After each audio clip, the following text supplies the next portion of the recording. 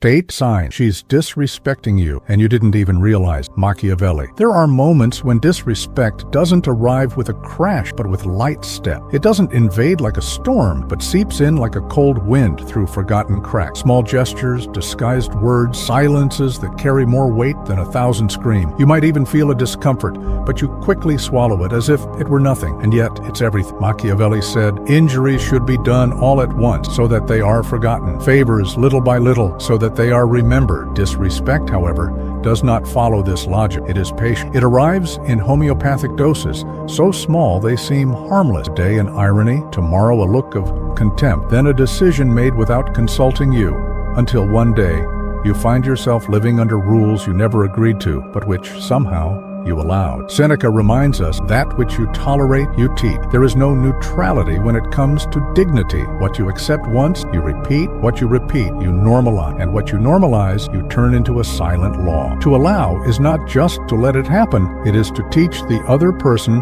that there will be no consequences. Marcus Aurelius stated, if it is not right, do not do it. If it is not true, do not say it. Eat. But there is a detail he also leads us to realize. When we accept what is unjust, it is not only the other person who fails us, we also fail ourselves. And this internal betrayal corrodes much more than any external affront. Disrespect doesn't arrive announcing war. It arrives smiling, bringing flowers that hide thorn. It sits at your table, observes your habit, and learns where your weaknesses are. And, like water that wears down a stone, it doesn't need force to win, just time and permission. And it is precisely there, in that consenting silence, that it becomes most dangerous. Contempt disguised as a joke is one of the most subtle and lethal forms of disrespect. It doesn't come loaded with explicit anger, but wrapped in a laugh that seems innocent, a nickname that belittles, a just kidding comment, a joke that turns your vulnerability into a spectacle. And that's where the danger lies. The boundary between intimacy and humiliation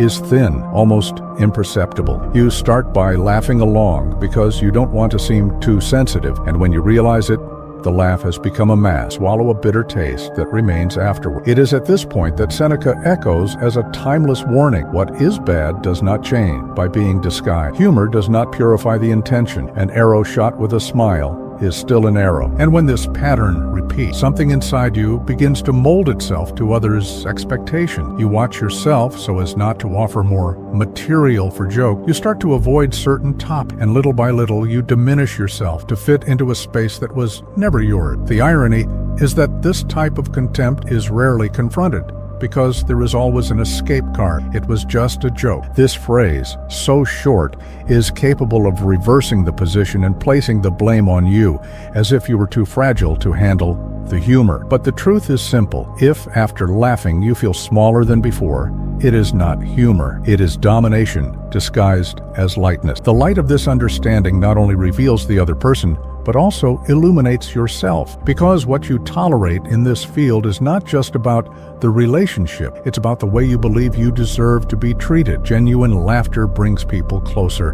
Laughter that cuts pushes people away. And it is in the awareness of this difference that self-respect begins to rise again. The strategy of blame shifting is one of the most corrosive maneuvers that can exist within a relationship. It doesn't arrive with shouts or open accusations, but with the subtlety of someone who turns the tables while you still believe you are in control of the conversation. You expose something that hurts you, you put into words a boundary that was crossed, and in a few minutes find yourself explaining why you overreacted or didn't take it in stride. The essence of the problem is lost, and the focus shifts to your behavior as if the initial offense had disappeared. It's a mind game that undermines your clarity. Gradually, you begin to question whether what you felt was legitimate or exaggerated. The disrespect, which should be the center of the conversation, dissolve, and what remains is an invisible weight of guilt. Seneca had already warned, what is bad does not change by being disguised. And here, the disguise is to turn your reaction into the problem, while the act that caused it hides in the shadows of the conversation. The consequence is that, over time, you start to avoid pointing out what bothers you, not because you have accepted it, but because you fear the emotional effort of having to defend yourself for feeling. It's a psychological tiredness that pushes you into a position of silence. And in this silence, the other person finds space to repeat,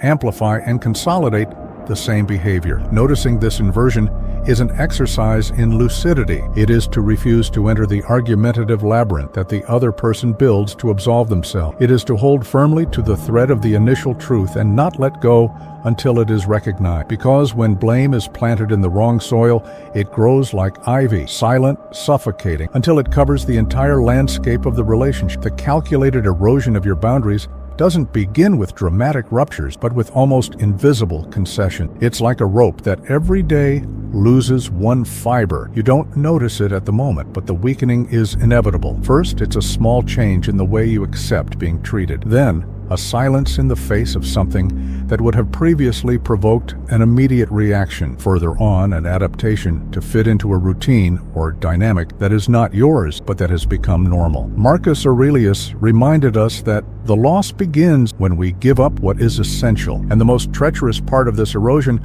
is that it rarely presents itself as a clear choice. It is always accompanied by justification. It's not that serious. It's better to avoid conflict. I'll let it slide this time. But this time becomes a habit, and the habit creates a new pattern, a pattern in which you no longer recognize the contours of your own boundary. Disrespect, most of the time, does not enter through the front door. It seeps in through the crack, taking advantage of moments of distraction or fatigue. It's a patient construction, which understands that the strongest resistance is not overcome by force, but by repetition. A large break attracts attention and provokes a reaction. Several small ones, spaced out over time, go unnoticed until it is too late. The awareness of this is an act of return. It is looking at yourself and realizing what has been lost along the way. It is identifying where your voice was silent, where your dignity was negotiated in exchange for temporary peace, because this peace, in reality, is just the interval between one advance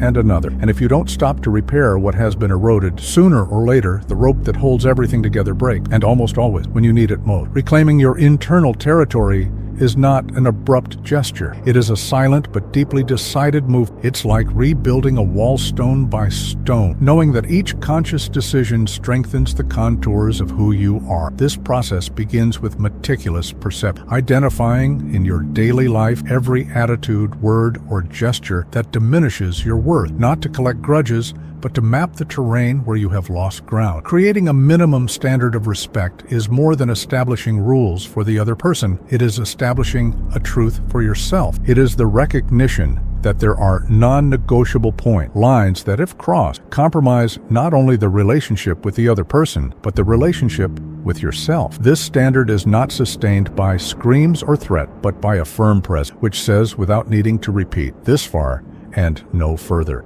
Maintaining firmness without resorting to aggression is an exercise in stoic self-control. It's like standing in a storm and choosing not to run, but to plant your feet and observe. You don't have to counterattack to defend yourself. Sometimes the strength is in not giving in to the instinctive reaction. Clarity speaks louder than hostility, and this clarity, cultivated daily, becomes an invisible shield that wards off subtle advances and prevents silent erosion. Because in the end, protecting this territory is not about erecting walls against the world, but about preserving the firm ground on which you walk. And when that ground is solid, no step you take needs to be hesitant. Respect is a mirror. What you show the world is what the world gives back. Seneca said, "No one despises what is attentive to itself." That is why respect begins as intimate work, a silent vigilance over the way you treat yourself, how you position yourself, how you uphold your own decision. If you bend at the first sign of pressure, the reflection you offer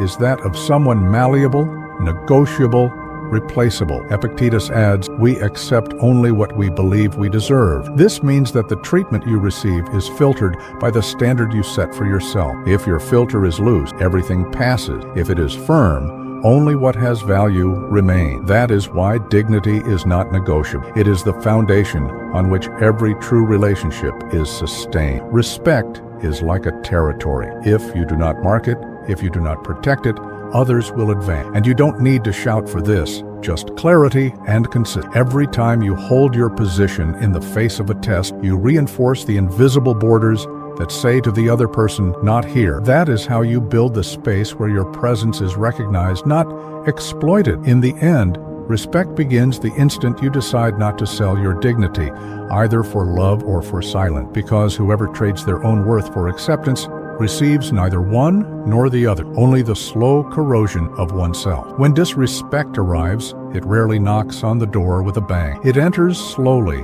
almost like a breeze, and settles in small concession. A joke that didn't land well, but you laughed so as not to ruin the mood. A cutting comment which you swallowed because it's not worth arguing about. A request that overstepped your time, but you complied to avoid conflict. Thus, in silence, the first cracks in your dignity begin to appear. Machiavelli said, "Injuries should be done all at once, so that they are forgotten. Favors, little by little, so that they are remembered." In disrespect, the mechanism is inverted. It doesn't come as a single blow, but in small doses, diluted in everyday life, so that you get used to it, until the day when what was unacceptable becomes routine. Seneca warned, "That which you tolerate, you teach," and that's exactly it. Every time you let something slide, you are training the other person on what they can do to you. Marcus Aurelius reinforces, "If it is not right, do not do it.